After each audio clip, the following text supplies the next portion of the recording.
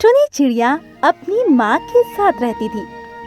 टुनी चिड़िया बहुत अच्छी मेहंदी लगाती थी, जिस वजह से उसके घर पर मेहंदी लगवाने वालों की भीड़ लगी रहती थी। एक दिन की बात है, टुनी चिड़िया की माँ बहुत ज्यादा बीमार हो जाती है, जिसके बाद वो उन्हें अस्पताल ले जाती है। पर अस्पताल में पैसों की कमी पड़ जाती है, जिस वजह से वो घर वापस आती है और पैसे ढूंढने लगती है। तभी उसके घर पर गौरी कोयल, लकी कबूतरी और टुनटुन चिड़िया आती है और वो टुनी चिड़िया से कहती है, अरे सुनो टुनी चिड़िया, कुछ दिनों बाद त्योहार आने वाले हैं, तो तुम मेरे हाथ पर सबसे पहली मेहंदी लगाना। नहीं टुनी चिड़िया, तुम मेरे हाथ पर सबसे पहले मेहंदी लगाना, क्योंकि मैंने सुना है जो पहले मेहंदी लगाता है उसकी शादी जल्दी होती है। अरे बहन, तुम इन दोनों के ही पहले लगा देना, मुझे शादी की कुछ भी जल्दी नहीं है। पर मेरे मेहंदी तुम लगाना जरूर, क्योंकि तुम मेहंदी बहुत ही अच्छी लगाती हो। मुझे माफ कर दो, अभी तो मैं अपनी माँ के पास जा रही हूँ, क्योंकि मेरी माँ की तबीयत बहुत खराब है। क्या हो गया तुम्हारी माँ को? पता नहीं क्या हो गया है, मैं तुम लोगों को बाद में मेहंदी लगा दूंगी। ठीक है, तुम जाओ जल्दी से। और ये सुनकर टुनी चिड़िया वहाँ से चली गई। पर अस्पताल जाकर उसे पता लगा कि उसकी माँ की मौत हो गई, जिससे टुनी चिड़िया बहुत दुखी हुई। अब टुनी चिड़िया बिल्कुल अकेली हो गई थी और वो दूसरों के यहाँ पर मजदूरी करके अपना गुजारा करती थी। एक दिन की बात है, टुनी चिड़िया घर पर बैठी हुई थी। तभी वहाँ पर लकी कबूतरी आती है और वो टुनी चिड़िया से कहती है, सुनो टुनी चिड़िया, मेरी शादी तय हो गई है, मैं चाहती हूँ तुम ही मेहंदी लगाओ। वैसे तो वो लोग मेहंदी लगाने वाली भेज रहे हैं, पर मेरे हाथों में तो तुम ही मेहंदी लगाओगी। ये तो बहुत अच्छी बात है, तुम्हारी शादी तय हो गई।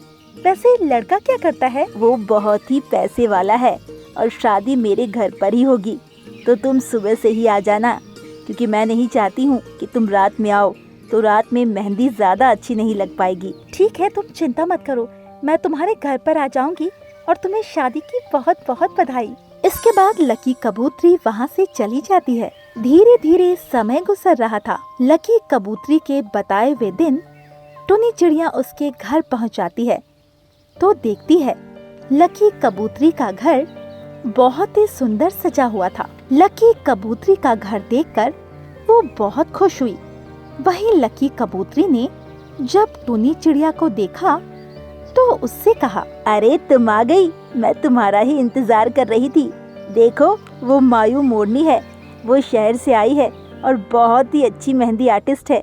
वो सभी की मेहंदी लगा रही है, पर तुम तो मेरे ही लगाना। टुनी चिड़िया ने जब देखा तो मायू मोरनी सभी के हाथों में बहुत अच्छी मेहंदी लगा रही थी।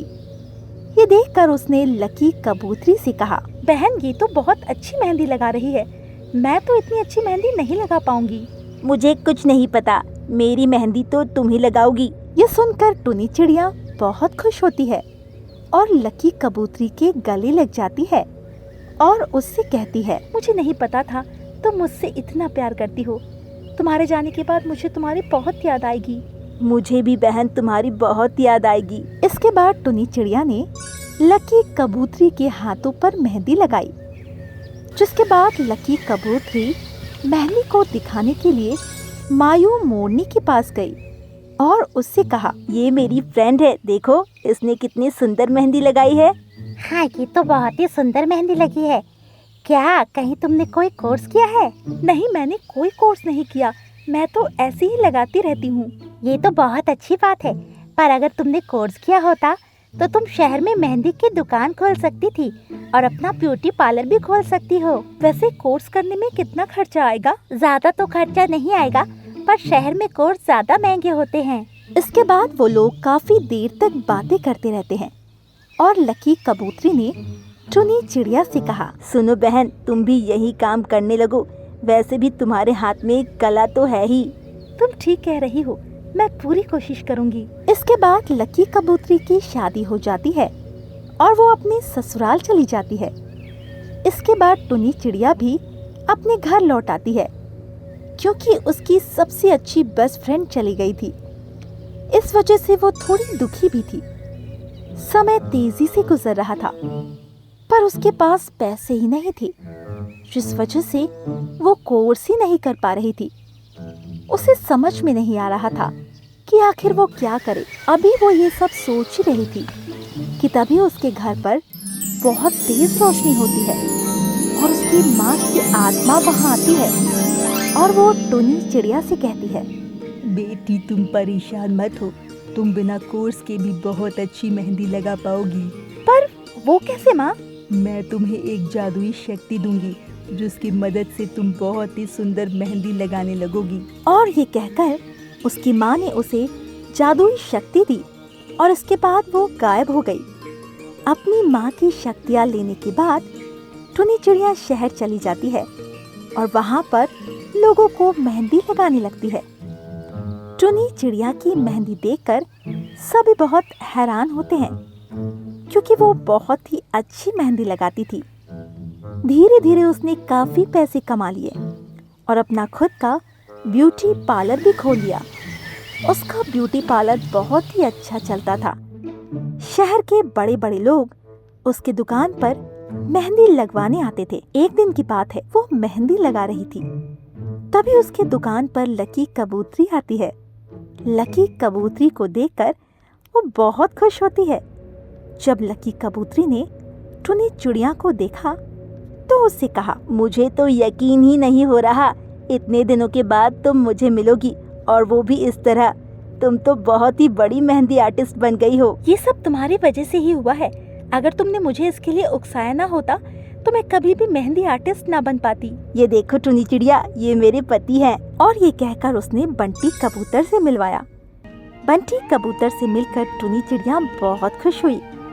लकी कबूतरी ने टुनी चिड़िया से कहा, तुमने अभी तक शादी नहीं की? नहीं, क्योंकि सभी लोग मेरे पैसों पर मरते हैं।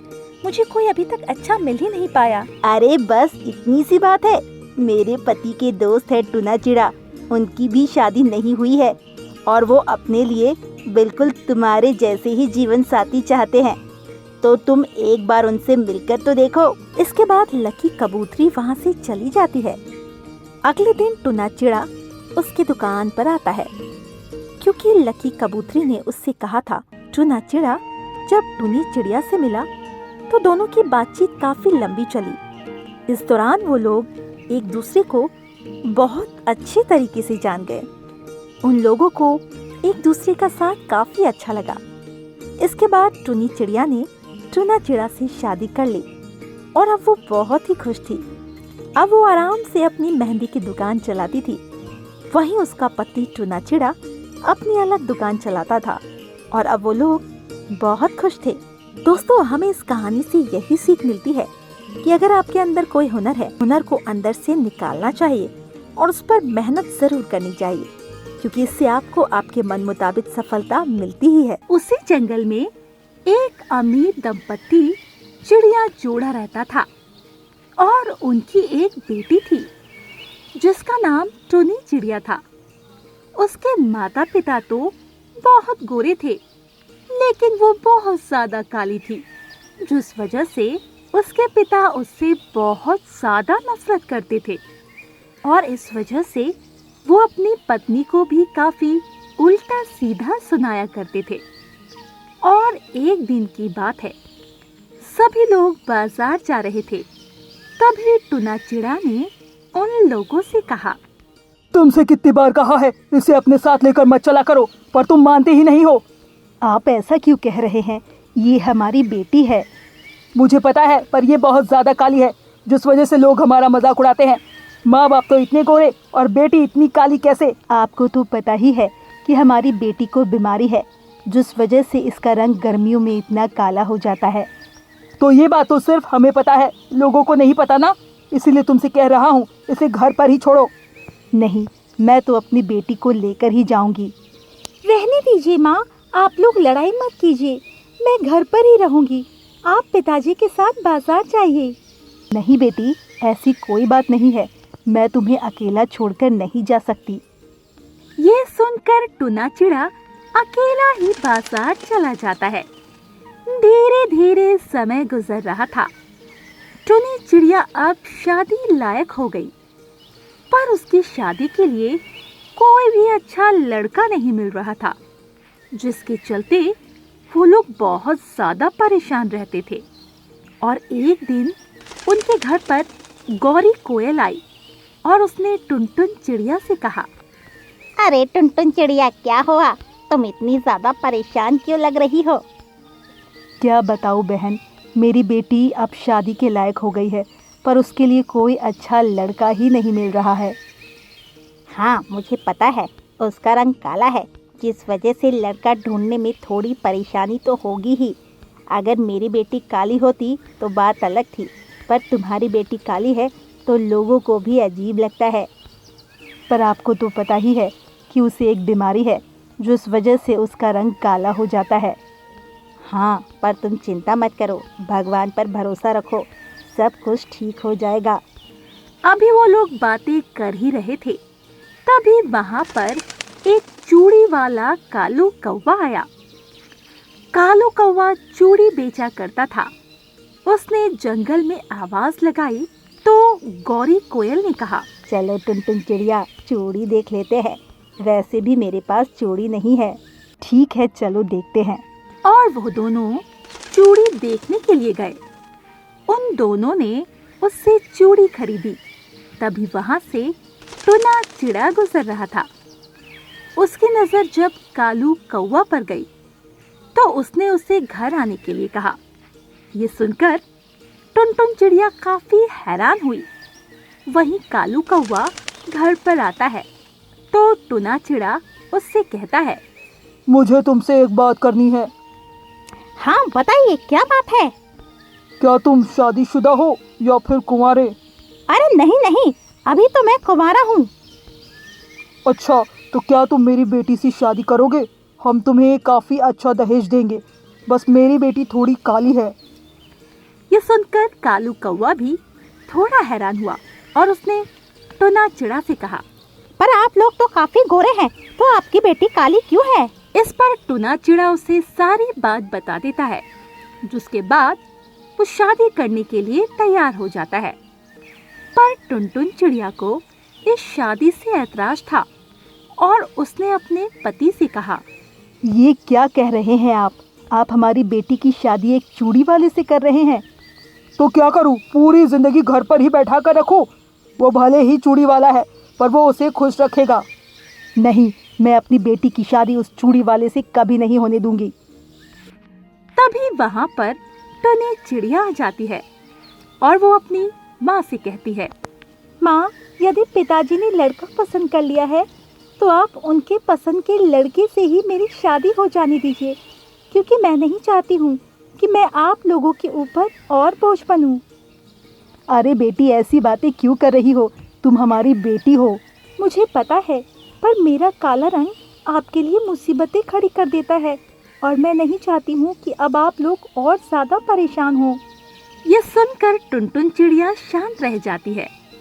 कुछ ही दिनों बाद टुनी चिड़िया और कालू कौवा की शादी हो जाती है और वो अपने ससुराल आ जाती है। उसकी शादी गर्मियों में हुई थी, जिस वजह से उसका रंग और ज्यादा काला हो गया था। पर कालू कौवा को इस बात से कोई फर्क नहीं था और एक दिन कालू कौवा ने टुनी चिड़िया से कहा, सुनो, कल हम लोग शहर चलेंगे, वहाँ पर मैंने एक डॉक्टर से बात की है। अब तुम्हारा रंग बहुत जल्दी गोरा हो जाएगा, तुम चिंता मत करना। क्या आप सच कह रहे हैं? हाँ, मैंने तुम्हारी बीमारी के बारे में जब डॉक्टर को बताया तो उन्होंने बताया कि इसका इलाज है। ये सुनकर टुनी चिड़िया बहुत ज्यादा खुश हो जाती है। इसके बाद वो लोग शहर चले जाते हैं, जहाँ पर डॉक्टर टुनी चिड़िया का इलाज करता है और धीरे धीरे टुनी चिड़िया का रंग गोरा होने लगता है, जिसे देखकर वो काफी खुश थी। वहीं कालू कौवा भी उसे देखकर बहुत ज्यादा खुश था, क्योंकि वो टुनी चिड़िया को बहुत ज्यादा प्यार करता था। एक दिन टुनी चिड़िया ने अपने पति कालू कौवा से कहा, मुझे बहुत खुशी है कि आप मेरे पति हैं। अरे तुम ऐसा क्यों कह रही हो? ये तो मेरा कर्तव्य है, आखिर तुम्हारी खुशी ही मेरी खुशी है। धीरे धीरे समय गुजर रहा था। टुनी चिड़िया के पैर पड़ने से कालू कौवा का चूड़ी का काम बहुत अच्छा चलने लगा। अब तो वो काफी अमीर हो गया था, वहीं सब कुछ अच्छा चल रहा था। एक दिन टुनी चिड़िया को पता चलता है कि उसके पिता की तबीयत बहुत ज्यादा खराब है। वो दोनों उन्हें देखने के लिए चले जाते हैं। जब टुना चिड़ा टुनी चिड़िया को देखता है तो बहुत हैरान हो जाता है, क्योंकि अब उसका रंग बहुत ज्यादा गोरा हो गया था। वहीं टुनी चिड़िया मन लगाकर अपने पिता की सेवा करने लगती है और वो बहुत जल्दी ठीक हो जाते हैं। ठीक हो जाने के बाद उन्हें अपनी गलती का एहसास होता है और एक दिन वो टुनी चिड़िया से कहते हैं, मुझे माफ कर दे बेटी, मुझसे बहुत बड़ी भूल हो गई। मैं तेरे साथ हमेशा भेदभाव करता रहा। अरे पिताजी, आप ऐसा क्यों कह रहे हैं? आप तो मेरे पिता हैं। मुझे पता है, पर मैंने कभी भी पिता होने का कर्तव्य नहीं निभाया। यदि पिता होने का कर्तव्य निभाया होता तो तू पहले ही गोरी हो जाती। अरे पिताजी, काला गोरा कुछ नहीं होता है, ये सब तो मन का वहम है। तुमने बिल्कुल ठीक कहा मेरी बेटी, हमें इससे ऊपर उठकर सोचना चाहिए। आज के समय में काला गोरा कुछ भी नहीं है, बस दिल अच्छा होना चाहिए। हाँ बेटी, तुम्हारी माँ बिल्कुल ठीक कह रही है और आज मुझे खुशी है कि तू मेरी बेटी है। यह सुनकर टुनी चिड़िया बहुत खुश हो जाती है और फिर कुछ दिन अपने मायके में ही रहती है और फिर अपने पति कालू कौवा के साथ अपने ससुराल लौट आती है। अब उसके पिता उससे बहुत प्यार करते थे, जिससे टुनी चिड़िया अब बहुत खुश थी। तो दोस्तों, इस कहानी से हमें यही सीख मिलती है कि हमें कभी भी काले गोरे में भेदभाव नहीं करना चाहिए, क्योंकि इंसान दिल से अच्छा होता है, चेहरे से नहीं।